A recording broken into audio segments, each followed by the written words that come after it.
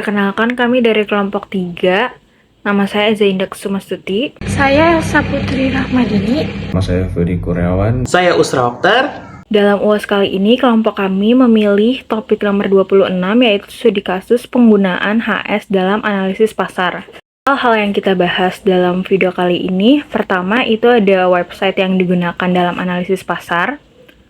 Kedua, tampilan website yang digunakan seperti apa. Dan poin ketiga adalah analisis pasar dengan website tersebut dengan komoditi yang sudah kita pilih. Dan komoditi yang kita pilih dalam studi kasus penggunaan HS dalam analisis pasar ini yaitu kopi dengan HS code 090121 dengan deskripsi yang ada di sebelah kiri saya seperti ini. Website yang kita gunakan dalam studi kasus penggunaan HS dalam analisis pasar yaitu TradeMap. Apa sih itu TradeMap? TradeMap atau peta akses pasar merupakan portal analitik yang dapat membantu penggunanya dalam mengakses, membandingkan, dan menganalisis hingga mengunduh tarif bea cukai, kuota tarif ekspor, solusi perdagangan, hingga tindakan non-tarif yang berlaku untuk komoditas atau barang tertentu di pasar internasional. Selain website, TradeMap juga dapat diakses lewat aplikasi. Sebagai portal yang dikembangkan oleh ITC atau International Trade Center, portal ini menjadi sebuah solusi untuk melakukan riset pasar, identifikasi potensi pasar, dan juga diversifikasi produk, sehingga akan sangat membantu dalam pengembangan perdagangan bagi berbagai perusahaan, terutama di bidang perdagangan. Selanjutnya, kita menganalisis menggunakan website, yaitu TradeMap. Pertama-tama kita masuk ke websitenya dulu, yaitu trademap.org. Jika sudah, kita login terlebih dahulu. Di tampilan di atas, sudah login, jadi ada tulisan penggunanya yang belum bisa login dulu, dan jika belum punya akunnya bisa register lebih dahulu. Selanjutnya masukkan HS code komoditi yang kita pilih. Selanjutnya klik trade indicator. Akan muncul negara importir. Bisa scroll ke bawah ya untuk melihat negara-negara importirnya. Untuk melihat lebih detailnya, kita bisa klik negara tersebut, salah satu negara aja. Terus di data TradeMap ini terdapat value exported, trade balance, dan ada unit value. Terus juga ada annual growth. Terus ada average tarif. Selanjutnya untuk kolom trade balance ini memiliki fungsi membaca beragam data yang muncul. Agar lebih efektif, sebaiknya memilih negara-negara yang memiliki nilai trade balance yang negatif. Selanjutnya, kolom unit value, pilihlah negara yang memiliki nilai unit value yang cukup tinggi, karena semakin tinggi nilai barang, maka semakin tinggi pula nilai keuntungan yang akan diperoleh. Selanjutnya ini di kolom tarif masuk. Jadi tarif masuk negara tujuan ini menjadi bahan perhatian dan pertimbangan.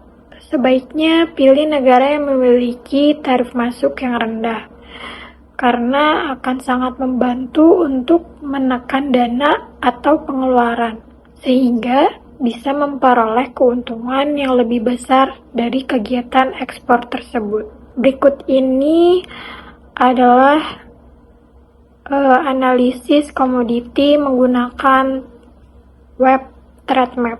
Halo semuanya, jadi kita akan masuk kepada pembahasan pengaplikasian atau studi kasus terhadap website TradeMap ini kepada komoditi yang sudah kita pilih, yaitu kopi bubuk dengan HS code 090121.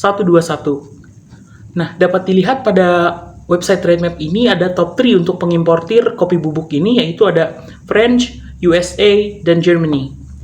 Untuk value import ini itu nilai impor dalam ribuan dolar Amerika Serikat pada tahun 2023. Nilai yang terbesar ada di Prancis, lalu disusul oleh USA, dan yang terakhir itu yang ketiga itu ada Germany. Lalu untuk trade balance di sini terlihat sudah banyak yang angkanya sudah defisit ya, atau merah. Merah itu angkanya defisit, biasanya menunjukkan nilai negatif. Untuk yang hitam ini artinya surplus dan itu artinya baik. Lalu untuk quantity importnya ini di sini Yang paling banyak tetap untuk France, USA, dan Germany. Itu merupakan jumlah kuantitas produk yang diimpor pada tahun 2023. Untuk unit satuannya itu menggunakan ton semua. Lalu untuk unit value-nya itu nilai rata-rata produk per unit, di mana di sini dipegang oleh USA tertinggi sebagai contoh yang paling atas. Dan annual growth in value-nya ini menunjukkan angka persentase peningkatan penurunan nilai total impor suatu produk, yaitu kopi ini. Terlihat annual growth-nya bagus 2, dan untuk annual growth in quantity-nya terlihat minus. Perbedaan dari annual growth dan in value dan quantity ini, yang value ini mengukur perubahan nilai yang dihabiskan untuk membeli produk, sedangkan yang quantity mengukur perubahan jumlah fisik produk yang dibeli. Lalu selanjutnya ada share in world imports. Ini artinya menunjukkan persentase kontribusi suatu negara terhadap total impor produk di seluruh dunia. Dan ada concentration of supplying, yaitu menunjukkan seberapa konsentrasi negara pemasok utama suatu produk ke negara importir. Angka yang tinggi menunjukkan bahwa sebagian besar importir berasal dari sedikit pemasok. Di sini berarti dapat dinilai bahwa UK itu paling kecil ya angkanya. Lalu yang terakhir ada average tarif. Ini tuh nilai tarif atau rata-rata estimasi yang diterapkan oleh negara importir. Nah, cukup sekian dari penjelasan importir. Terima kasih. Saya akan menjelaskan tentang indikator-indikator yang ada pada trade map. Sebagai contoh, kita ambil negara Switzerland. Yang pertama itu ada value export. Data ini diambil pada tahun 2023, sejumlah 14 juta lebih US dollar ekspor kopi dari negara Switzerland. Kemudian trade balance di tahun 2023 itu sebesar minus 112.153 US dollar. Kemudian yang ketiga ada quantity ekspor dari negara Switzerland atau Swiss sebesar 1.275.410. Kemudian ada quantity unit, yaitu berarti unit yang digunakan yaitu berupa ton. Kemudian unit value dalam satuan USD sebesar 11.332 USD. Kemudian annual growth in value, yaitu pertumbuhan di tahun 2019 pada 2020 sampai 2023 sebesar 9%. Kemudian annual growth in quantity pada tahun 2019 sampai 2023 sebesar 2%.